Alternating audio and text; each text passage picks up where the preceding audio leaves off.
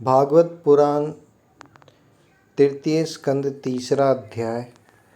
भगवान के अन्य लीला चरित्रों का वर्णन। उद्धव जी कहते हैं, इसके बाद श्री कृष्ण अपने माता पिता देवकी वसुदेव को सुख पहुँचाने की इच्छा से बलदेव जी के साथ मथुरा पधारे और उन्होंने शत्रु समुदाय के स्वामी कंस को ऊंचे सिंहासन से नीचे पलटकर तथा उनके प्राण लेकर उसकी लाशों को बड़े जोर से पृथ्वी पर घसीटा।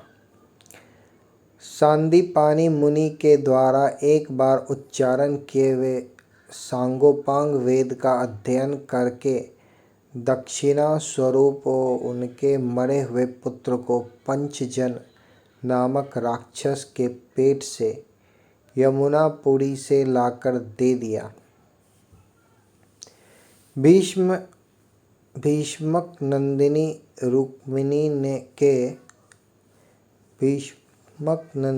रुक्मिणी के सौंदर्य से अथवा रुक्मी के बुलाने से जो शिशुपाल और उनके सहायक वहां आए हुए थे, उनके सिर पर पैर रखकर गांधर्व विधि के द्वारा विवाह करने के लिए अपनी नित्य संगिनी रुक्मिणी को वे वैसे ही हरण कर लाए जैसे गरुड़ अमृत कलश को ले आए थे। स्वयंवर में 7 बिना नथे हुए बैलों को नाथ कर नाग ने जीती सत्या से विवाह किया। इस प्रकार मान भंग हो जाने पर मूर्ख राजाओं ने शस्त्र उठाकर राजकुमारी को छीनना चाहा।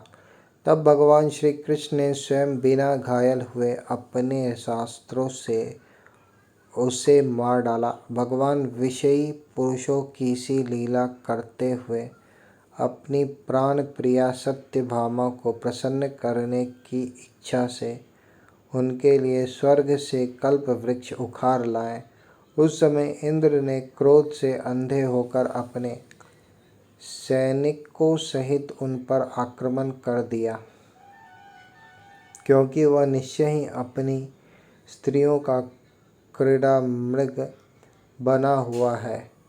अपने विशाल डील डोल से आकाश को भी ढक देने वाले अपने पुत्र भौमासुर को भगवान के हाथ से मरा हुआ देखकर पृथ्वी ने जब उनसे प्रार्थना की, तब उन्होंने भौमासुर के पुत्र भगवदत्त को उसका बचा हुआ राज्य देकर उसके अंतःपुर में प्रवेश किया। वहाँ भौमासुर द्वारा हरकर लाई हुई बहुत सी राजकन्याएं थीं।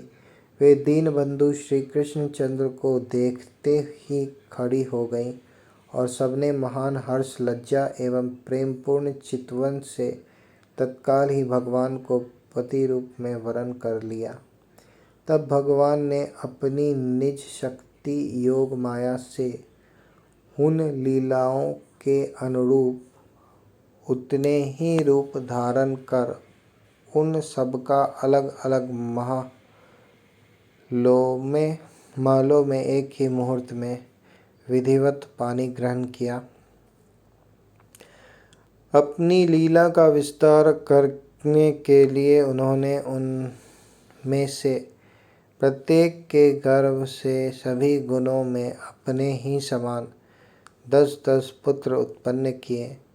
जब कालियावन, जरासंध और शाल्यवादी ने अपनी सेनाओं से मथुरा और द्वारकापुरी को घेरा था, तब भगवान ने निज जनों को अपनी अलौकिक शक्ति देकर उन्हें स्वयं मरवाया था। संबर, द्विविद, बानासुर, मुर, बलवल तथा दंतवक्र आदि अन्य योद्धाओं में से भी किसी को उन्होंने स्वयं मारा था और किसी को दूसरों से मरवाया। इसके बाद उन्होंने आपके भाई धृतराष्ट्र और पांडु के पुत्रों का पक्ष लेकर आए हुए राजाओं का भी संहार किया, जिनके सेना सहित कुरुक्षेत्र में पहुँचने पर पृथ्वी डगमगाने लगी थी। कर्ण, दुशासन और शकुनी की खोटी सलाह से जिसकी आयु और श्री दोनों नष्ट हो चुकी थी, तथा भीमसेन की गदा से जिसकी जांघ टूट चुकी थी, उस दुर्योधन को अपने साथियों के सहित पृथ्वी पर पड़ा देखकर भी उन्हें प्रसन्नता न हुई।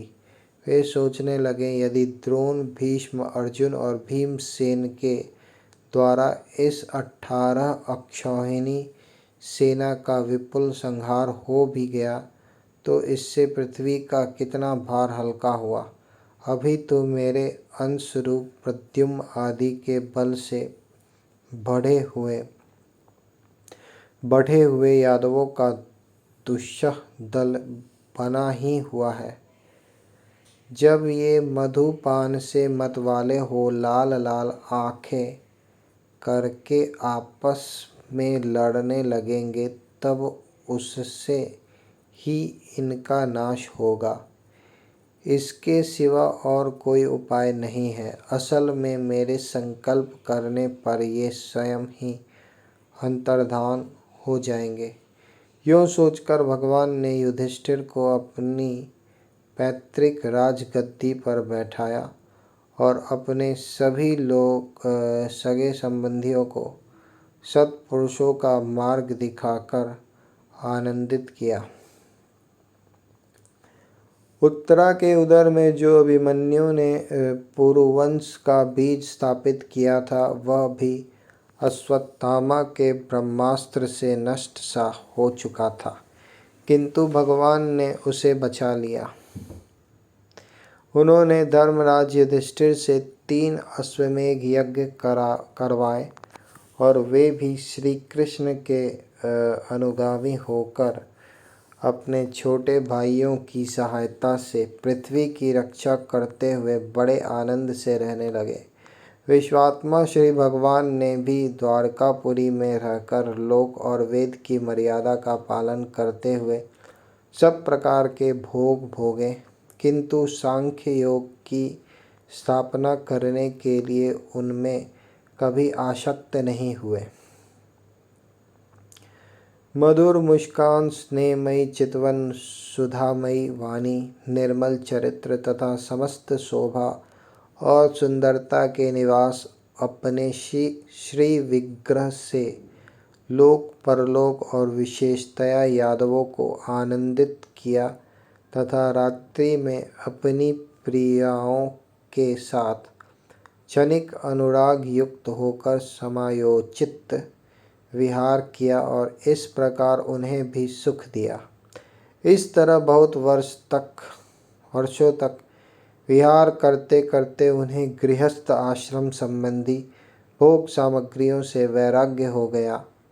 ये भोग सामग्रियां ईश्वर के अधीन हैं और जीव भी उन्हीं के अधीन है। जब योगेश्वर भगवान श्री कृष्ण को ही उनसे वैराग्य हो गया, तब भक्ति योग के द्वारा उनका अनुगमन करने वाला भक्त तो उन पर विश्वास ही कैसे करेगा। एक बार द्वारकापुरी में खेलते हुए यदुवंशी और भोजवंशी बालकों ने खेल खेल में कुछ मुनीश्वरों को चिढ़ा दिया। तब यादव कुल का नाश ही भगवान को अभिष्ट है, यह समझकर उन ऋषियों ने बालकों को शाप दे दिया। इसके कुछ ही महीने बाद भावी वश वृष्णि, भोज और अंधकवंशी यादव बड़े हर्ष से रथों पर चढ़कर प्रभास क्षेत्र को गए। वहाँ स्नान करके उन्होंने उस तीर्थ के जल से पितर देवता और ऋषियों का तर्पण किया तथा ब्राह्मणों को श्रेष्ठ गौएं दी। उन्होंने सोना, चांदी, सैया, वस्त्र, मृगचर्म, कंबल, पालकी, रथ, हाथी, कन्याएं और ऐसी भूमि जिससे जीविका चल सके तथा नाना प्रकार के सरस अन्य भी भगवत दर्पण करके ब्राह्मणों को दिए। इसके पश्चात गौ और ब्राह्मणों के लिए ही प्राण धारण करने वाले उन वीरों ने पृथ्वी पर सिर टेक कर उन्हें प्रणाम किया। तो ये था तृतीय अध्याय भागवत पुराण, तृतीय स्कंद, भगवान के अन्य लीला चरित्रों का वर्णन।